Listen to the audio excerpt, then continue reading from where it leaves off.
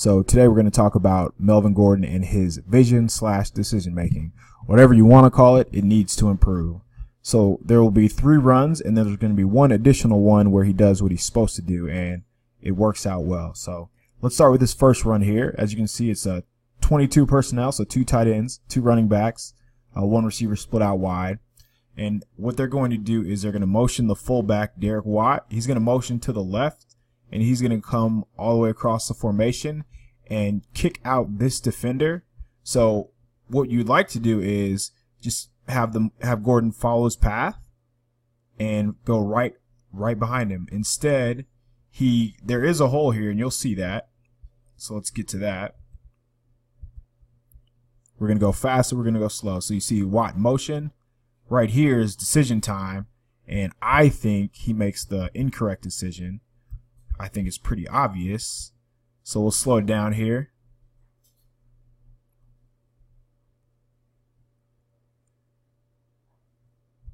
So right there's a hole. There clearly is a hole. But we're talking about the difference between 3 yards and maybe 23 yards. And here's what I mean by that. This is just counting. This is a numbers game. Every run play is a numbers game. And you always want to go where you have the numbers advantage. So they actually did a pretty good job of blocking it initially. There's a hat on a hat everywhere you see. Every Chiefs defender is blocked right now. So it comes down to, do you want to make this person miss probably around 3, 4, 5 yards? Or do you want to follow your fullback so you have an extra blocker? And no matter what this defender right here does, he's probably going to be wrong. Watt would have to completely whiff on his block for Melvin to be tackled anywhere around here. And that's why I think he made the wrong decision. Just because it's a numbers game. You have +1 to the right, and they're even to the left. So he goes left, and that's that. All right, so the next play is split zone, and it's essentially just inside zone. They are going to leave the backside edge blocked, and Virgil Green, the tight end, is going to come all the way across the formation and kick him out. So the running lane is going to be right here, and that's on essentially all split zone plays. So Melvin, all he needs to do is essentially just, again, follow his blocks. This is sort of like a decoy, you could call it. So watch the play and watch how it turns out. I think he has a habit of just wanting to cut back, and I have no idea why. So here's how the play turns out. See that cutback? I have no idea why. It's just a feel for the game. Slow it down. Everybody's sealed. Linebacker's caught in no man's land, and Feeney has him. So like right here, speed it up.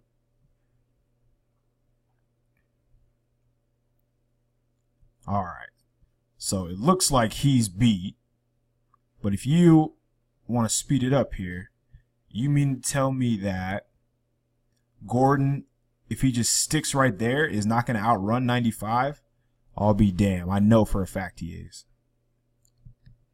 So let's go back here, and this is what he turned down.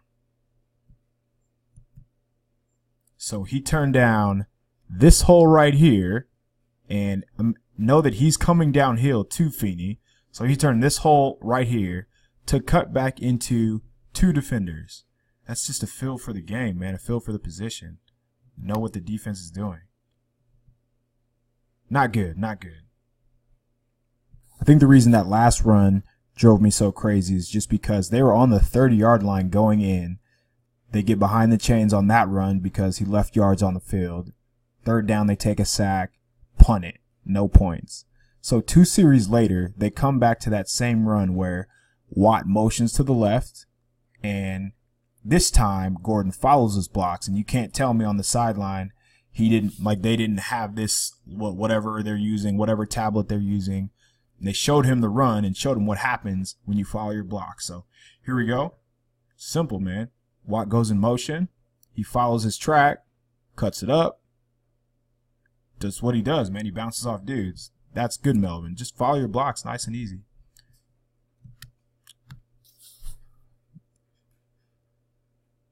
Tevy does a good job. Green does a good job. Watt with a nice kick out. Gordon does the rest. All right, so we have another split zone run here.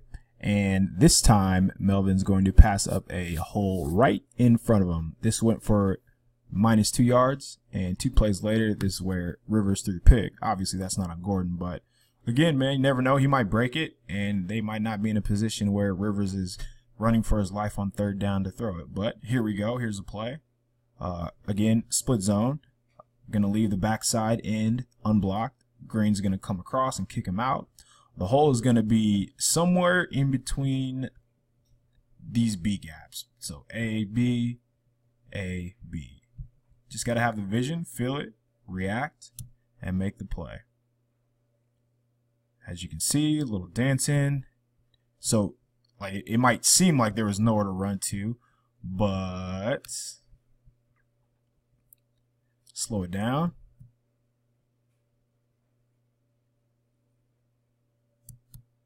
Are we sure that there's nowhere to run to? All you have to do, he's a big, fast running back. If he puts his foot in the ground and goes, he is meeting the safety right here. But he's hesitant, cuts laterally for whatever reason, and that's where they lose yards. So again, press the line of scrimmage. Put your foot right now.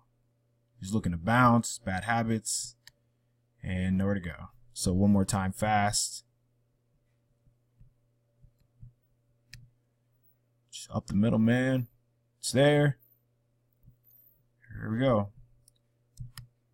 After week 1, that's where we stand. And I don't want to make it seem like I'm bashing Melvin Gordon, because I do feel like he did a really good job out of the backfield catching the ball. He did have 1 drop, but I mean like when he was split out as a receiver.